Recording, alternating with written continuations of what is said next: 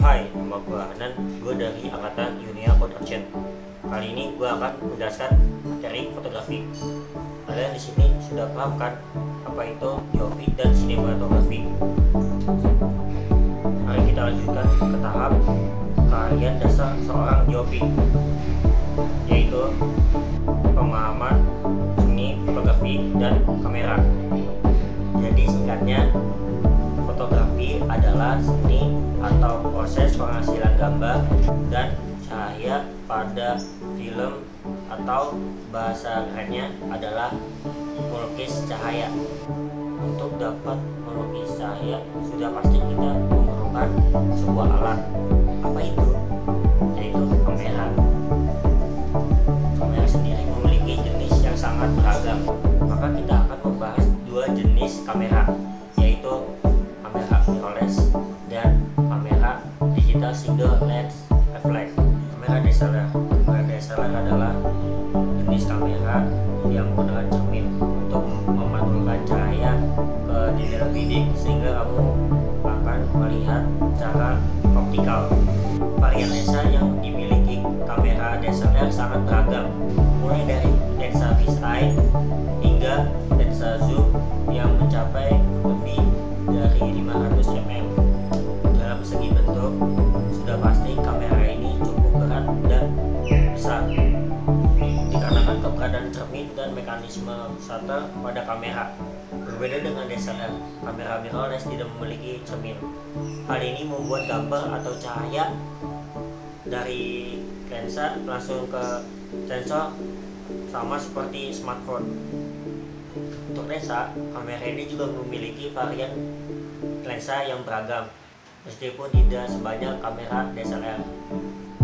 Keunggulan kamera ini adalah memiliki ukuran yang lebih kecil dan sederhana, dikarenakan tidak menggunakan cermin. Karena kamera ini menggunakan viewfinder elektronik atau live view, yang kemungkinan kalian dapat mengatur dan melihat hasil gambar secara nyata.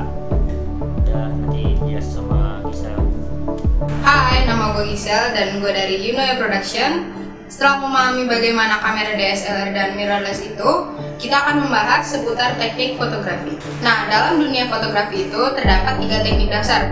Yang pertama, komposisi atau sudut pandang. Yang kedua, depth of field. Dan yang ketiga adalah exposure atau pencahayaan. Komposisi atau sudut pandang adalah keahlian kalian dalam menentukan sebuah frame sehingga gambar tersebut memiliki nilai seni tersendiri.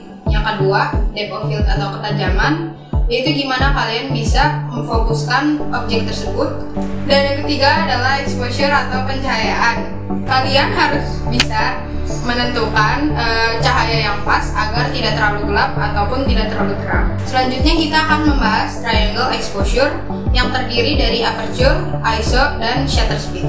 ISO merupakan sensitivitas pada cahaya. Semakin besar angka yang digunakan, maka semakin besar cahaya yang masuk ke dalam sensor.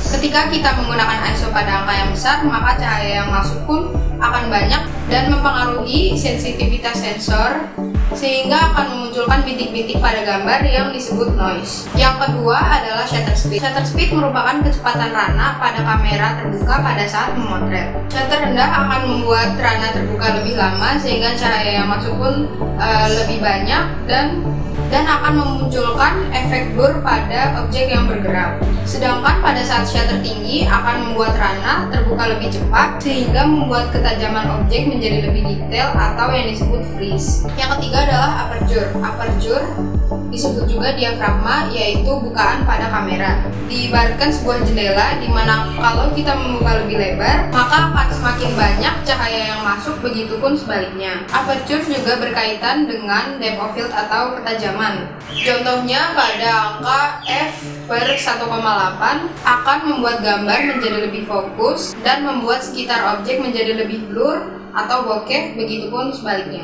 Nah, itu dia teknik